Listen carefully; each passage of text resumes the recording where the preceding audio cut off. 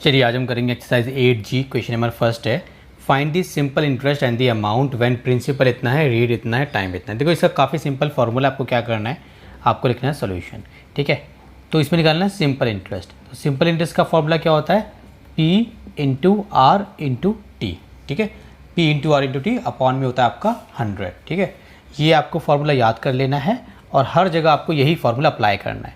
सो P कितना है बच्चों, P है मेरा 5520। R कितना है बच्चों 14 और T कितना है time. P for principal, R for rate, T for time. नीचे कितना आएगा बच्चों 100 आएगा, तो 100 लिख देते हैं। 2 0 से 2 0 कट गए। ठीक है, तो यहाँ पे सिंपल इंटरेस्ट चल रहा है, तो हमारा आंसर कितना आ जाएगा, 55 को मल्टीप्लाई करेंगे हम 55 1 सेकेंड, चलिए 55 मल्टीप्लाई 14 मल्टीप्लाई 3 2310 कितना आ गया 2310। इंटरेस्ट है, सिंपल इंटरेस्ट हमेशा रुपीज़ में आएगा, ये हमारा आ गया। उसके बाद हमें निकालना है अमाउंट, तो इंटरेस्ट निकाल देंगे आप, उसके बाद निकालेंगे आप अमाउंट। अमाउंट कैसे निकालेंगे आप, अमाउंट निकालेंगे आप प्रिंसिपल। ठीक है, जो आपका प्रिंसिपल होगा मतलब P, principal plus simple interest. ठीक है, सो प्रिंसिपल कितना था आपका 5520 और सिंपल इंटरेस्ट कितना है 2310। ऐसे ब्रैकेट लगा लेना, यहाँ पे रुपीज़ लगा देना। ठीक है, सो रुपीज़, अब 2310 में हमने प्लस करने हैं हमें 5500, ये आ जाएगा हमारा 7810। ये मेरा आंसर हो गया। तो इस तरीके से हम इसको सॉल्व कर देंगे। सिंपल इंटरेस्ट होता क्या है आपको एक बार बता देता हूँ। देखो जैसे 14% इंटरेस्ट लगाए, मान लीजिए आपने बैंक से पैसे लिए, फॉर एग्जांपल इतने पैसे लिए आपने, तो बैंक ने बोला 14% का इंटरेस्ट लगेगा हर साल। ठीक है, तो जैसे मान लो इस सिंपल इंटरेस्ट क्या होता है, जैसे आपने लगाया फॉर एग्जांपल 14% ऑफ 5500, तो 14 अपॉन में 100 मल्टीप्लाई 5500, 2 0 से 2 0 कट गए। ठीक है, अब आप कितना हो गया, ये आपका ये हो गया आपका 55 मल्टीप्लाई 14, ये हो गया आपका 770। तो हर साल आपका 770। एक होता है हमारा सिंपल इंटरेस्ट, एक होता है हमारा कंपाउंड इंटरेस्ट। सिंपल इंटरेस्ट में क्या होता है कि हर साल सेम अमाउंट लगता है। जैसे आपने एक साल का कैलकुलेट किया, कितना रहा है 770, 3 साल तक लगाना है, तो उसको मल्टीप्लाई कर देंगे 3 से। ठीक है, तो इसको अगर हम मल्टीप्लाई करेंगे 3 से तो हमारा आएगा 2310। क्या है, कितना आएगा 2310, जो ये रहा।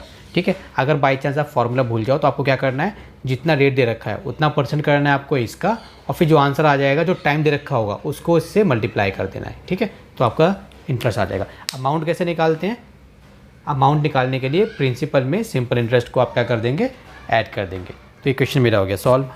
चलिए क्वेश्चन नंबर 2 देखते हैं, मतलब फर्स्ट का सेकंड पार्ट देखते हैं। सिंपल है, क्या करेंगे हम, सोल्यूशन लिखेंगे यहाँ पे। चलिए सिंपल इंटरेस्ट फॉर्मूला लगाएंगे, P multiply R multiply T upon में 100। तो P कितना है 1250 मल्टीप्लाई 4 मल्टीप्लाई ये है ना, तो देखो इसको कैसे करेंगे, टाइम कैसे निकालेंगे। टाइम इतना है ना, तो ये 2 1/2, तो टाइम कितना हो गया 2 2 ज़ा 4, 4 + 1 5, 5/2 हो गया। इसको भी अगर आप चाहो तो डिवाइड कर लो, इसको भी सिंपल हो जाएगा ऐसे। 5/2 है ना, तो 5 अंदर 2 बाहर, 2 2 ज़ा 4, 1 बचा तो पॉइंट लगा के 0 ले लेंगे, 2 5 ज़ा 10, तो कितना आ गया 2.5, तो यहाँ पे लिखेंगे हम 2.5। ठीक है, टाइम की जगह। अपॉन में कितना है, अपॉन में हमारा 100। ठीक है, सिंपल है, 2.5 आपने लिख दिया। ठीक है, चलिए अब क्या करेंगे, इसको सॉल्व करेंगे। इसको चलिए सॉल्व करते हैं।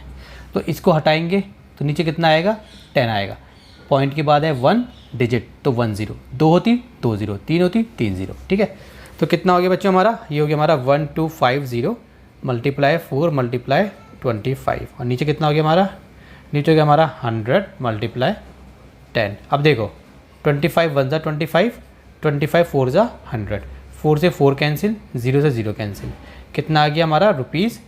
सिंपल इंटरेस्ट है, रुपीज़ में आएगा, तो कितना हो गया रुपीज़ 125। 125 है ना, बस 125 आ गया मेरा। अब मुझे क्या निकालना है, अमाउंट निकालना है। तो अमाउंट का फॉर्मूला क्या है बच्चों, P + SI। तो P कितना था 1250, ये कितना है 125, ऐसे करके रुपीज़ लगा देंगे, तो कितना आ गया। ठीक है, ये हो गया हमारा 200 300 375, तो हो गया हमारा 1375 रुपीज़। ठीक है, ये मेरा आंसर हो गया। थर्ड पार्ट देखते हैं इसका। सबसे पहले दोबारा से लिखेंगे हम सोल्यूशन, तो हम निकालेंगे इसका सिंपल इंटरेस्ट का फॉर्मूला लिखेंगे पहले, P multiply R multiply T upon में 100, ये हमारा फॉर्मूला होता है बच्चों, ठीक है। अच्छा अभी क्या करेंगे, देखो काफ़ी सिंपल है, कुछ नहीं करना हमें, ये हो गया हमारा। हाँ आप देखिए पी कितना है मेरा, पी है मेरा 7200 मल्टीप्लाई, आर कितना है बच्चों 7 है, मल्टीप्लाई टाइम कितना है 5 मंथ्स। तो यहाँ पे दिया हुआ पर एनम, मतलब साल की बात चल रही है, पी मतलब साल की बात चल रही है। देखिए अगर मैं आपको बताऊँ हमारा जो 12 मंथ्स है, 12 मंथ्स का बनता है हमारा 1 ईयर, ठीक है। तो 1 मंथ में कितने होंगे बच्चों 1/12 ईयर्स, ठीक है, जो भी है स्पेलिंग। तो उसके बाद 5 मंथ्स में कितने होंगे बच्चों 1/12 मल्टीप्लाई 5 ईयर्स, मतलब 5/12 ईयर्स, ठीक है। तो जब कभी भी आपको मंथ दिया हो, अगर आपको ईयर में कन्वर्ट करना हो तो उसको 12 से डिवाइड कर देना। तो 5 मंथ्स का कितना हो जाएगा हमारा, ये हो जाएगा हमारा 5/12 ईयर्स। अब इसका सिंपल है, या तो आप इसको डिवाइड कर लो, 5 को अंदर लेके बाहर डिवाइड कर लो, पॉइंट में आंसर आ जाएगा /12, ठीक है। तो ये बहुत लंबा जा रहा है, ठीक है, तो वो करने की ज़रूरत नहीं है। हम अगर डिवाइड सिंपल होता है डिवाइड कर दिया यार, अगर डिवाइड नहीं होता बच्चे तो आपको घबराने की ज़रूरत नहीं है। आपको क्या करना है मैं आपको बताता हूँ, ठीक है। अब आपको यहाँ है ना, ये आपका जो टी है, तो टी की जगह आपको क्या लिखना है, आपको टी की जगह लिखना है यहाँ पे ये कितना आया था 5/12, तो आप लिखोगे 5 ठीक है 5 लिखोगे और ये ऐसे कर दोगे, 100 आएगा, 12 आपका नीचे आ जाएगा, जो नीचे आना था 5/12 हो जाएगा आपका। समझ में आ गया, ठीक है। अब इसको अगर हम डिवाइड करें तो कितना हो जाएगा बताओ, 2 0 से 2 0 कट गए, ठीक है। और हमारा 12 के टेबल में 72 आता है, 12 चौक के साथ 12 पंजे 12 चौक 48, 12 पंजे 60, 12 छः 72, सिक्सा आता है, सिक्सा, ठीक है। तो ये हो गया, तो ऐसा ही हमारा कितना हो गया बच्चों, ऐसा ही हमारा हो गया 6 × 7 × 5, ठीक है। 6 5 30, 37 ₹210, ये हमारा क्या आ गया 210, यही ना, हाँ ये हमारा क्या आ गया सिंपल इंटरेस्ट आ गया। अब क्या करेंगे, हमें निकालना था अमाउंट, तो अमाउंट निकाल देते हैं। हमारा अमाउंट कितना हो जाता है पहले फॉर्मूला लिखेंगे अमाउंट का, P + SI, ठीक है। सो P कितना है हमारा 7200 + 210, बाहर करके रुपीज़ लगा देंगे, तो कितना हो जाएगा हमारा, ये हो जाएगा हमारा 7410 रुपीज़। ये मेरा आंसर हो गया।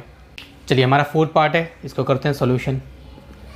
सिंपल इंटरेस्ट क्या होता है फॉर्मूला हमारा, P × R × T अपॉन में 100, ये होता है। चलिए यहाँ पे ना इसको जैसे हम टाइम वगैरह को कन्वर्ट करते हैं तो दिखा दिया करो कन्वर्ट करके।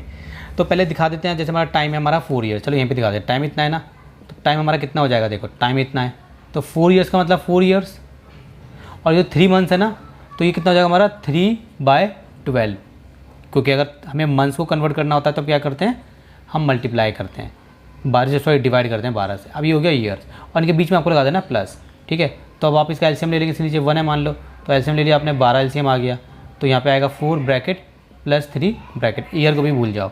तो 12 का टेबल पढ़ेंगे 12 बार, यहाँ पे 3 का टेबल पढ़ेंगे 1, मतलब 12 का टेबल पढ़ेंगे 1 बार, मतलब एलसीएम जैसे लेते हैं नॉर्मली, ठीक है। तो 12 चौक 48, 3 12, तो कितना हो गया 51/12, 51/12 आ रहा है ये, ठीक है। इसको अगर हमने कन्वर्ट किया तो कितना आ रहा है हमारा 51/12।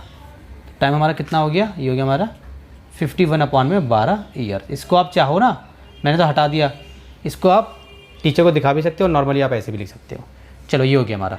सो पी कितना है हमारा, पी हमारा 1500, आर कितना है 12, टाइम कितना है 51, अब 12 जो है वो नीचे आ जाएगा, 100 तो आता ही है और 12 भी आ जाएगा, ठीक है। 2 0 से 2 0 कट गए, 12 से 12 कट गया, तो कितना बचा 15/51, ठीक है। सो 15 को 51 से मल्टीप्लाई करना है, 51 × 15, 765 आ गया, कितना आ गया 765 रुपीज़ 765। सो अमाउंट निकाल देंगे बच्चों।